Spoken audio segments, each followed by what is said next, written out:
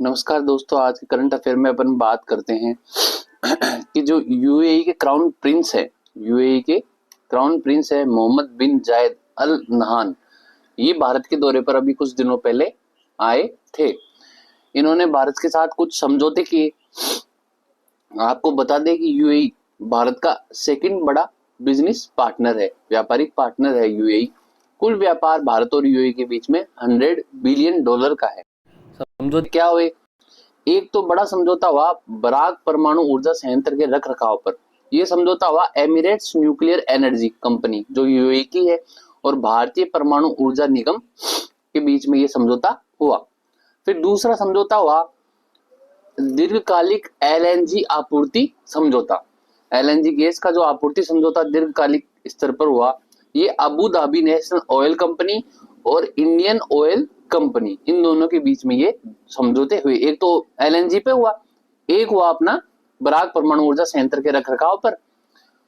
और ये अपने को दो इंपॉर्टेंट बात देखनी है। यूएई के क्राउन प्रिंस भारत आए, दो मुख्य समझौते किए, एक तो एलएनजी पर और एक ये अपने बराक परमाणु ऊर्जा संयंत्र के रखरखाव पर। फिर बात करते हैं इंड अक्स एंड इंड यूएस।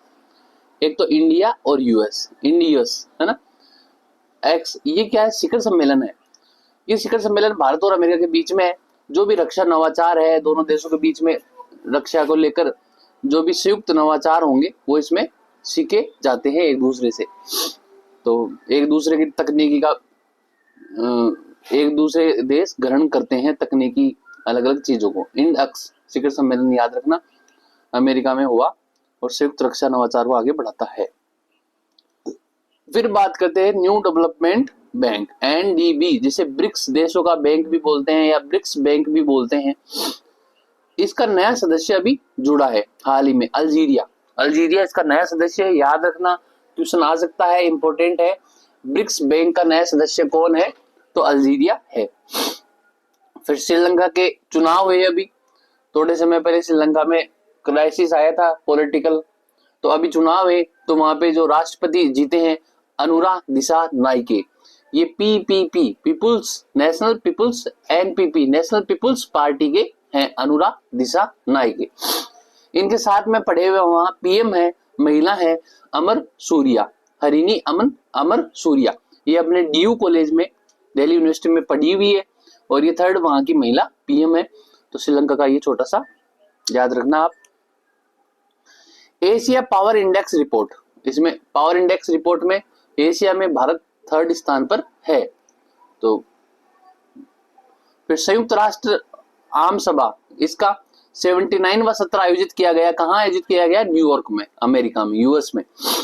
न्यूयॉर्क में यूनाइटेड नेशन का हेडक्वार्टर है। इस सम्मेलन का नाम था समिट फॉर द फ्यूचर, भविष्य के लिए शिखर सम्मेलन। इसका ये टैगलाइन याद रखना, वन अर्थ एक पृथ्वी, वन फैमिली एक परिवार और वन फ्यूचर एक भविष्य। तो ये आप टैगलाइन याद रखना।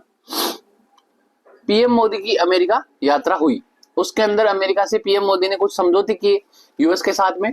इसमें सबसे बड़ा समझौता है 31 MQ-9B ड्रोन खरीदेगा भारत अमेरिका से। इनमें 16 तो है स्काई गार्डियन और 15 है सी गार्डियन ड्रोन। याद रखना, इसमें 16 स्काई गार्डियन है और 15 सी गार्डियन ड्रोन है। Total 31 MQ-9B drones Bharat America से खरीदेगा। इसके अलावा एक समझौता हो गया 31 MQ-9B ड्रोन का। एक समझौता हुआ विमान का, वो है C-130J हरक्यूलिस विमान। तो आपने को याद रखना है। सऊदी अरब के साथ तो मोदी ने दो समझौते किए, एक तो किया भाई बराक न्यूक्लियर का और एक एलएनजी गैस का। और अमेरिका के साथ में दो समझौते हुए, एक तो हुआ भाई MQ-9B ड्रोन खरीदेगा, एक हुआ CJ-30 हरक्यूलिस विमान खरीदेगा। अब अपन बात करते हैं क्वाड सम्मेलन की। क्वाड मतलब चार होता है, इसमें 4 देश शामिल है। कौन कौन से 4 देश है? एक तो भारत है, एक यूएसए है, एक जापान है और एक ऑस्ट्रेलिया है। ये 4 देश है। मुख्य उद्देश्य है चीन को काउंटर करना हिंद प्रशांत क्षेत्र में। तो इसका सम्मेलन का शिखर सम्मेलन अब की बार यूएसए डेलावेयर विलिंगटन में हुआ। ये डेलावेयर विलिंगटन किसकी क्षेत्र है, ये पिछले जो राष्ट्रपति थे बाइडेन साहब उनका क्षेत्र है। तो अब की बार अमेरिका में ये आयोजित किया गया 6ठा क्वाड सम्मेलन। इसमें क्या बातें हुई कि जो हिंद प्रशांत क्षेत्र है वहां जो सर्वाइकल कैंसर है या गर्भाशय गिरवा कैंसर है, जिससे सेकंड सबसे ज्यादा मौत होती है महिलाओं की, तो इसका मुकाबला ये हिंद प्रशांत क्षेत्र में बचाने हेतु एक क्वाड कैंसर मून शॉट नाम की पहल चलाएंगे क्वाड वाले। फिर दूसरा है भारत क्वाड सम्मेलन की 2025 में मेजबानी करेगा। जैसे भारत 2036 में ओलंपिक की मेजबानी करने का भारत ने प्रस्ताव भेजा है, वैसे ही भारत 2025 में क्वाड की मेजबानी करेगा। अब मोदी जी ने पोलैंड की यात्रा करी है। पोलैंड और भारत के बीच में लगभग 70 साल के जो पॉलिटिकल संबंध है, वो 70 साल हो गए उनको। वारसा पोलैंड की राजधानी है, वहां गए। अब अपन बात करते हैं, वहां से मोदी जी यूक्रेन गए, यूक्रेन को 10 भीष्म क्यूब्स प्रदान किए। अब ये क्वेश्चन आने लायक है कि भाई भीष्म क्यूब्स क्या है। अभी क्या हुआ आपको पता है, यूक्रेन और रूस के बीच में युद्ध चल रहा है। कई कई क्षेत्रों में यूक्रेन में हालत खराब है, स्वास्थ्य व्यवस्था बिगड़ी हुई है, पहाड़ों पर कई जगह पर स्वास्थ्य व्यवस्था नहीं पहुंच पाती। तो भीष्म क्यूब क्या है, आरोग्य हेल्थ क्यूब है। आरोग्य हेल्थ क्यूब है जो कहीं पर भी स्वास्थ्य व्यवस्था पहुंचाने में सक्षम है। तो इसी हैसियत से मोदी ने उनको दिया है। प्राकृतिक आपदा, युद्ध, इनमें 8 मिनट में हेलीकॉप्टर से ये उतारा जा सकता है और वहां पे आरोग्य पहुंचा सकता है भीष्म क्यूब। फिर अपन बात करते हैं बांग्लादेश की अंतिम सरकार की। बांग्लादेश की अंतरिम सरकार है। अपने को बांग्लादेश के अंदर मोहम्मद यूनुस जो नोबेल शांति है पुरस्कार के विजेता हैं, इनको अंतरिम सरकार के प्रमुख बनाए गए हैं। भारत हेतु बांग्लादेश इंपोर्टेंट क्यों है भाई? एक तो भारत ने बांग्लादेश की स्वतंत्रता 1971 में जब बांग्लादेश स्वतंत्र हुआ उसमें भारत का प्रमुख योगदान था। उस समय राष्ट्रपति बने थे शेख मुजिबुर रहमान, शेख बंगबंधु शेख मुजिबुर रहमान। किसके पिता थे? जो शेख हसीना पूर्व पीएम है उनके पिता थे शेख मुजिबुर रहमान। फिर बांग्लादेश में जो भी ऊर्जा परियोजना है उनमें भारत का एक बड़ा हिस्सा है। सड़क, रेल, बंदरगाह आदि कनेक्टिविटी भारत से जुड़ी हुई है और भारत के हजारों करोड़ रुपए उसमें भी लगे हुए। Tripura Bangladesh corridor, Tripura Bangladesh corridor, Bengal corridor, ये भारत से जुड़ा हुआ है। तो इसलिए बांग्लादेश भारत के लिए इंपोर्टेंट है। फिर अपन बात करते हैं बिम्स्टेक की। बिम्स्टेक का बिजनेस शिखर सम्मेलन हुआ अगस्त 2024 में। अब ये कहाँ हुआ? भारत में हुआ। बिम्स्टेक क्या है? एक बंगाल की खाड़ी देशों का समूह है। 1997 में बना। 7 देश थे, बांग्लादेश, भूटान, भारत, नेपाल, श्रीलंका, म्यांमार और थाईलैंड।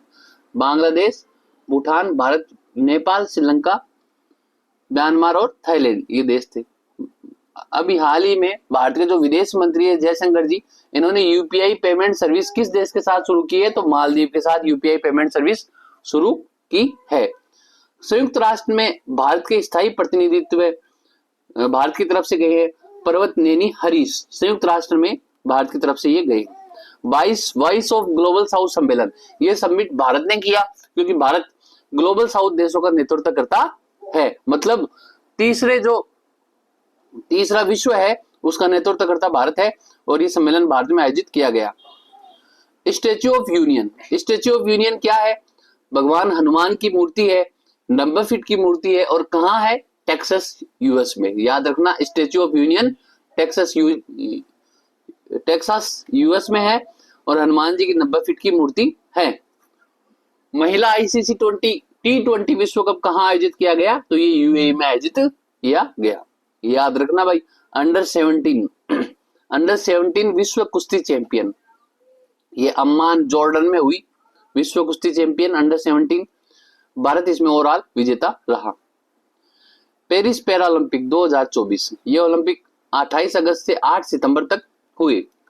इनमें 84 सदस्यीय भारतीय दल का नेतृत्व सुमित अंतिल, जो भाला फेंक, जिन्होंने गोल्ड जीता था टोक्यो में, उन्होंने इसका नेतृत्व किया। जेवलिन जो फेंकते हैं। ओपनिंग सेरेमनी में ध्वजवाहक वही सुमित अंतिल साहब थे और भाग्यश्री जाधव ओपनिंग सेरेमनी में ध्वजवाहक थे।